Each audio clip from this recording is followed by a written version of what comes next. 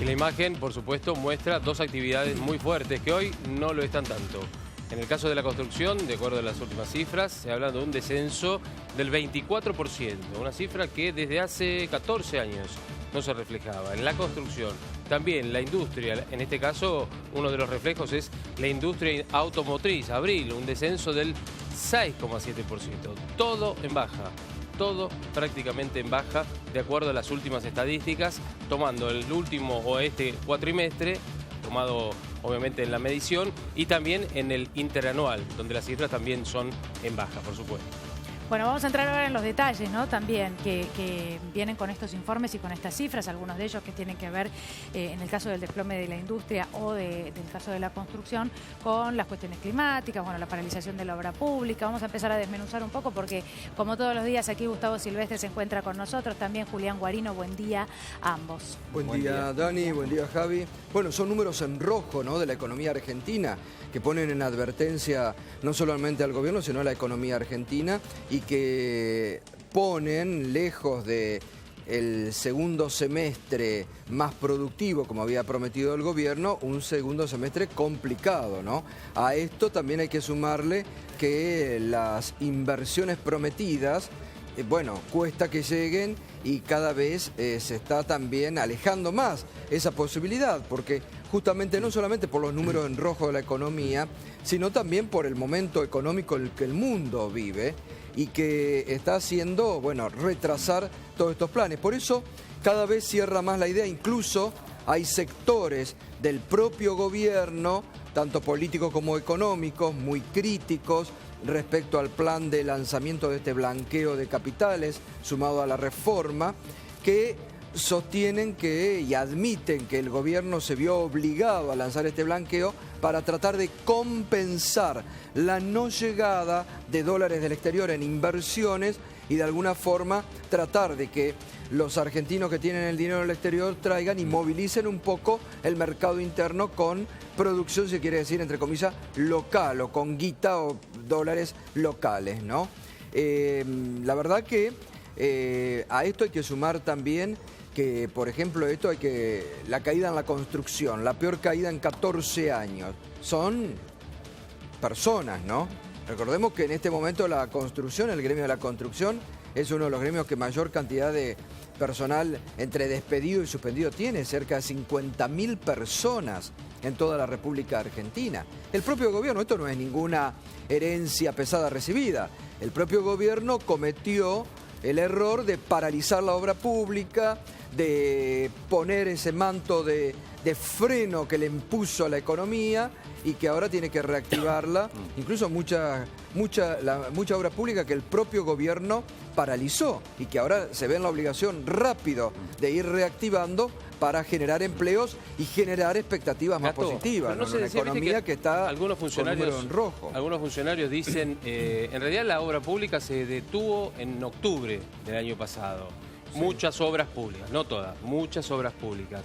Y además el arrastre o la sumatoria de la detención de la obra pública a partir del mes de enero, también de otras que no estaban detenidas. ¿Esto es un conjunto o vos creés que es mayor la cantidad de obras públicas que se han parado en el gobierno de Macri? Y me parece que se pararon ahora mucho más obras públicas. Tenés nomás con el tema de las famosas represas de Santa Cruz, 5.000 puestos que allí de pronto de un día para el otro, y ahora las represas las van a hacer porque se ratificó todo, porque era un convenio de Estado a Estado con China, las van a hacer, pero ya se perdieron 5 meses.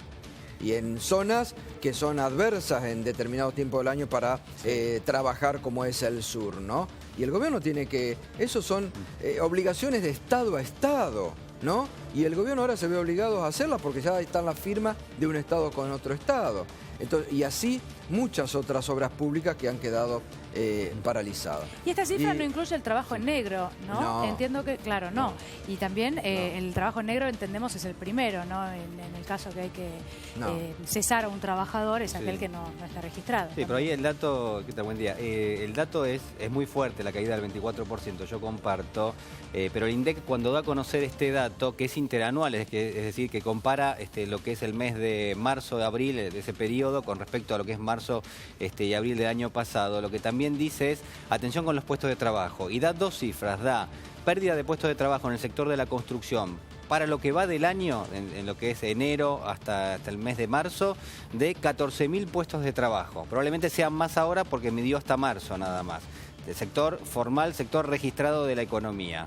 Ahora, lo que dice es que a lo largo, digamos, de lo que es la comparación interanual, es decir, cuando vos ya tomás los últimos 12 meses, la pérdida de puestos de trabajo en el sector de la construcción es de 40.000 puestos de trabajo. Quiere decir que si toma los primeros 3 meses da 14, si toma los últimos 12 da 40. Significa que el sector de la construcción venía perdiendo gran cantidad de puestos de trabajo. Lo único es que, bueno, obviamente se produce un descenso muy fuerte y, como dice recién Gustavo, que a mí me parece que es así, el freno o el recorte en el desembolso de los recursos del Estado, digamos, ¿no? Es decir, frenan la obra pública, obviamente ahí tenés un impacto mucho más fuerte, pero de todas maneras se venía registrando. Acordémonos que la construcción sufre mucho cuando en el año 2011 empieza el cepo cambiario. Empieza el cepo, se cortan los proyectos, algunos que estaban en marcha, un proyecto de construcción de un edificio tarda 2 años aproximadamente. Una vez que se concluyen esos proyectos, se frena y hay un freno bastante fuerte, donde ya después no hay una reactivación muy importante. Sí hay reactivación del lado del Estado a lo largo del año 2015, pero claramente el sector no venía teniendo un buen desempeño y está clarísimo por los números que está dando el INDEC, que a propósito del comentario es en buena medida que ya tengamos números del INDEC que sean confiables, ¿no? Eso me parece un dato que es importante. Lástima que los datos que se están dando son tan negativos, ¿no? Digo, tanto la construcción como también el sector industrial. Me parece que ahí hay otra lectura que también se puede hacer. Y con una inflación que sigue alta, sí, ¿no? Sí. Ahora, acá hay, ahí finalmente, pasando al tema que estábamos hablando, también el blanqueo, finalmente el gobierno y Macri tuvo que acceder a los pedidos de los radicales, que ayer adelantábamos, y de la coalición cívica, cambiar parte del blanqueo, que no se beneficien funcionarios actuales, ni exfuncionarios, ni contratistas seguramente del Estado, porque, bueno, esto lo pedía tanto Elisa Carrió como los radicales. Ahora, ahí hay un tema que hay que tener cuidado también, porque hay muchas críticas, reitero, desde adentro del propio gobierno, y del ala política, y también del ala económica, atención, del ala económica, que dicen, primero, que es un menjunje, admiten esto que está diciendo la oposición, es un menjunje ligar un proyecto al otro.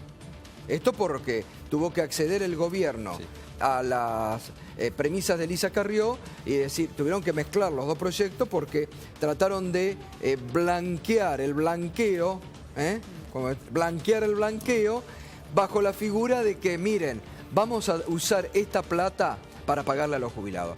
Ahora, atención que hay sectores del gobierno, sectores económicos del gobierno que dicen que va a ser difícil de financiar el pago a los jubilados. Sí, ese es que el dicen dato que es tan difícil como el 82% móvil.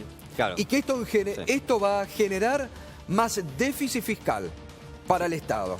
Y que va a poner al Estado en un problema grave. Ojo, lo dicen desde el propio gobierno, sectores económicos del propio gobierno que dicen que lo que anunció el gobierno es un error garrafal.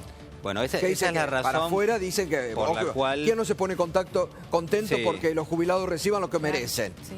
Pero desde el sector económico dicen, va a aumentar el déficit fiscal, lejos de achicarlo lo aumenta, y ojo, porque pone en riesgo, no están muy de acuerdo tampoco de algunos sectores del gobierno, con la declaración que hizo el titular del ANSES, que dijo que aunque no se llegue con la plata del blanqueo, el Estado igual va a afrontar todos los pagos. Esto es como decir, en una casa, comprar sin tener el dinero, digamos, y no saber si lo vas a pagar, pero lo compras igual. Claro, bueno, pero por supuesto, porque vos estás asumiendo el pago de estas sentencias, de aquellas que tienen, aquellas que no tienen, aquellos que tienen recursos pero no se pusieron en juicio. Y es un compromiso que es desde aquí hasta dentro de 3 años de mínima, y implica un desembolso muy fuerte. Desembolso que obviamente no se puede hacer. Digo, no se puede hacer por lo menos con los recursos que hoy se tienen, y está clarísimo que el Fondo de Garantía del ANSES tampoco tiene suficiente recursos como para cancelar todos estos juicios. Por eso va a implicar un esfuerzo esfuerzo del Estado. El argumento ese es el que hoy están esbozando algunos legisladores del Partido Justicialista que dicen, bueno, cuando tenga que pasar por acá este proyecto, nosotros lo primero que vamos a preguntar es de dónde van a sacar los recursos. Y Diego Bocio, que es una persona que es especialista, obviamente ha estado en la función pública vinculada al ANSES, conoce bien cómo es el mecanismo, y hay quienes en el gobierno de alguna manera estaban ponderando esto hasta anoche y decían, ¿no nos convendrá que el proyecto entre por el Senado primero? ¿Por qué? Bueno, porque en diputados se va a encontrar con este tema. Y una cosa es venir con media sanción y otra cosa muy distinta es empezar el debate, empezar en diputados, y que una parte importante de la oposición te empieza a marcar que no vas a tener suficientes recursos para llevar adelante esto, es decir, para llevar adelante lo que es la cancelación. Claro, pero ahí habría este un problema hasta técnico de comenzarlo por el Senado, le hubiera originado muchos dolores de cabeza y hasta judiciales al propio gobierno, porque no corresponde que una ley de estas características ingrese por el Senado, sino que tiene que ser, justamente cuando se trata del tema impuestos o de blanqueo, tiene que... Pero se barajó hasta anoche la posibilidad. Tiene que ingresar por la Cámara de Diputados. Finalmente el presidente mismo se dio cuenta y accedió a que sea por la Cámara de Diputados. Pero claro, ojo, se va a venir un debate muy fuerte. Incluso reitero esto, no solamente el tema del financiamiento, sino que no están de acuerdo con que estén emparentadas las dos leyes. Claro, están diciendo como que es medio un menjunje. Que es un menjunje que han hecho para saldar la necesidad de que lleguen los dólares del blanqueo, al cual el propio PRO en los años anteriores se oponía, al cual Elisa Carrió se oponía, entonces la convención a Elisa Carrió, pero con un objetivo loable. Mire que la plata de esto va a ser para salvar. Pero ahora se ven en la disyuntiva que no va a alcanzar ese dinero y que se puede desfinanciar mucho más el Estado, porque sí o sí van a tener que cumplir con la sentencia a los jubilados porque ya lo prometieron. Bueno, llegando, y esto quería preguntarte, Julián, llegando, si no viniera ese dinero esperado del blanqueo que nos contaba el presidente de la Nación y también Pratgay, a la venta de acciones de ANSES. Sí, yo creo que sobre eso no hay ninguna discusión. Ya lo pusieron incluso en el programa. El objetivo del gobierno, uno de los objetivos al menos, es tener la posibilidad de mínima de poder vender esas acciones, esos recursos que tiene hoy el Fondo de Garantía. Son títulos públicos, son sobre todo acciones de empresas. El problema que tiene, que siempre tuvo el Fondo de Garantía y que ahora tiene también, es que esas acciones, ¿dónde las puede vender? En la bolsa de comercio, digamos. Y en ese sentido, ¿cuán profundo es el mercado? Es decir, vos tenés una cantidad de acciones. ¿Cuánto podés vender sin que el precio termine bajando? Porque vos de pronto acelerás artificialmente la oferta de esas acciones y eso termina de alguna forma impactando negativamente en lo que vos querés hacer. Si vos querés vender acciones y el precio empieza a bajar a medida que vos se vas vendiendo, cada vez te dan menos pesos por las acciones que tenés. Y ahí es donde hay alguna traba importante. Hay quienes dicen, mirá, el gobierno está pensando en venderlas en Nueva York, donde también cotizan empresas argentinas y donde cotizan acciones de empresas que tiene el ANSES. ¿Es un recurso lícito? Por supuesto que sí. La pregunta es, bueno, ¿le conviene al ANSES desprenderse de un activo como es, por ejemplo, la acción de una compañía que cada tanto, cuando le va bien, paga dividendos y eso te nutre tu fondo sin desprenderte del activo principal? Y que permite participación también del gobierno o del Estado en esa empresa. Bueno, ahí es donde me parece que no hay ninguna duda que el gobierno no quiere tener una participación en empresas privadas. Claro. Si la empresa no Aparte quiere. Es un viejo reclamo de AEA, de la Asociación de Empresarios Argentinos, de los principales empresarios del país. Sáquennos de encima los veedores del Estado. Eso es un viejo reclamo de los empresarios. Sáquennos de encima los veedores. Por eso lo van a hacer. Seguro que lo van a hacer, pero Max, sobre todo teniendo en cuenta este pedido. Igual lo que hay que marcar es que son empresas que tienen cotización pública, es decir, que cotizan en bolsa, que tienen que presentar cada 3 meses los balances, es decir, directamente son empresas que no pueden tener ningún tipo de secreto, ni siquiera de lo que son sus números, sus finanzas, su forma de endeudamiento. Son empresas que están obligadas a presentar documentación y que no pueden informar a nadie si no le informan primero al mercado, es decir, a la bolsa de comercio. Entonces, la verdad es que tiene que ver más con una cuestión estratégica y de dirección de cada una de estas compañías. No creo que todas tengan la misma opinión, pero sí está claro que el gobierno ha tomado una decisión que es tener como mínimo la posibilidad de vender esas acciones, ¿no? Que requiere un apoyo bastante fuerte por parte del Congreso, ¿no? Julián, y además otro tema, que también, y volviendo al tema de las jubilaciones, lo vemos en nuestro graph también, no hay letra chica en los proyectos, no hay letra chica, pero sí a veces el tipo de redacción de un artículo puede de alguna manera traer dudas o meter por debajo algo que no se advierte. ¿Qué pasa con el tema del aumento de la edad jubilatoria? en las mujeres. Se armó una polémica bárbara con Sí. ese tema. El otro día armamos un lío bárbaro con Juliana el lunes, ¿no? armamos En un lío redes, bárbaro. sí. Claro, porque la letra del proyecto lo que dice es que, a ver, quienes tienen aportes y tienen 30 años de aporte pueden jubilarse las mujeres a los 60 años. Sí. Eso está clarísimo. Lo ha dicho el titular del ANSES, Emilio Basavilbaso, digamos, no hay ningún problema. Ahora, cuando no tenés aportes, ¿a qué edad te jubilás, entre comillas, o a qué edad podés acceder al beneficio que es esta pensión universal por vejez? ¿Las mujeres a qué edad? ¿A los 60? No, a los 65 años. Es decir, tienen que esperar 5 años Claro. más para poder acceder a ese beneficio. Entonces, de ahí se empieza a derivar, o empezó a trascender, que quizás el gobierno tenía intenciones de subir la edad jubilatoria. En el caso de las mujeres, de los hombres, de los varones en general, el proyecto dice para todos 65 años. Pero en el caso de las mujeres, fíjate que si tenés aportes y tenés los 30 años completos, podés jubilarte a los 60. Si tenés aportes parciales, si no tenés los aportes completos, bueno, ahí la pregunta que subyace es, bueno, a ver, si existe una moratoria, por ahí te podés jubilar a los 60 años, pero si no existe la moratoria, ¿a qué edad te vas a poder jubilar? Y bueno, vas a tener que esperar hasta los 65. Por eso ahora va a empezar una campaña por parte de algunas organizaciones para que toda aquella personas que estén en estas situaciones se inscriban a la moratoria antes del mes de septiembre, porque vence en el mes de septiembre y después no se van a estirar como antes se hacía, ¿no? Claro, lo que dice el gobierno en este caso es que ellos no van a sostener vigente la moratoria que está hasta ahora, al menos vigente, que es la que permitió que más de 2 millones de personas se sumaran a lo que es el beneficio de la jubilación, pagando una parte del haber como compensación, una especie de moratoria, digamos, ¿no? Por no haber hecho los aportes.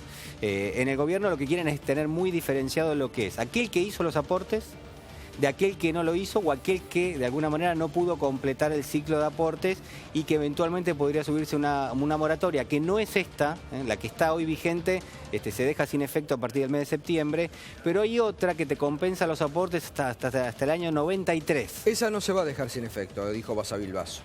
Bueno, no, a ver, esa continúa. Esa continúa. Exactamente, esa continúa. Esa continúa, dijo Basavilbaso. El tema ahí es que es mucho más complejo para completar justamente los aportes, porque ya te pone requisitos, por ejemplo, que las mujeres tengan hasta 6 años de aportes desde el año 93 hasta el año 2016 y los hombres 10 años de aporte. Es decir, tiene más requisitos para poder sumarse, no era como la que está hoy vigente, que realmente no tiene muchos requisitos. Habría que ver cuál es la cantidad de gente que queda afuera, ¿no? Ahora con la no renovación de esta moratoria, porque por un lado es así, hay jubilados que van a cobrar sus juicios, incluso quienes no hayan iniciado juicios, es una buena noticia, como decía el Gato, por supuesto. ¿Quién va a discutir que se le pague a los jubilados que están esperando hace muchísimos años?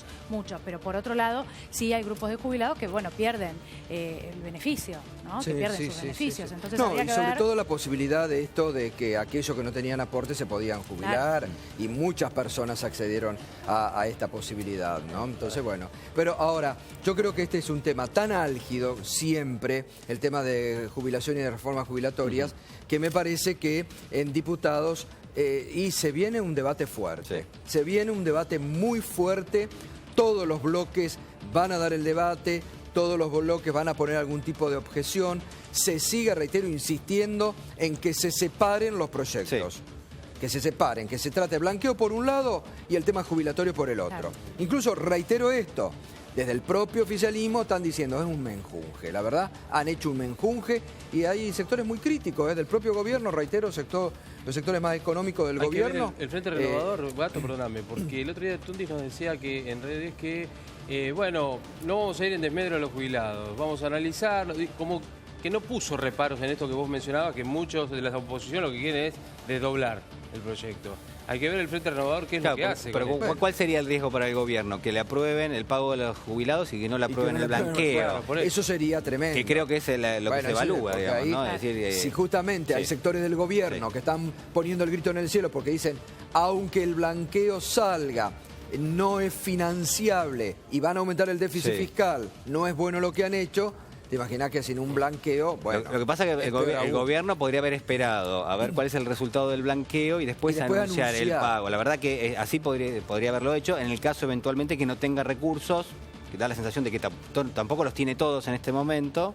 Y de hecho el mismo proyecto establece que el Fondo de Garantía del ANSES también va a poder utilizarse para financiar lo que son las obras del Plan Belgrano, pagar lo que son estas existencias, es decir, empiezan también a abrir la puerta para utilizar recursos en otros menesteres, no solamente en el pago de los jubilados, ¿no? Claro.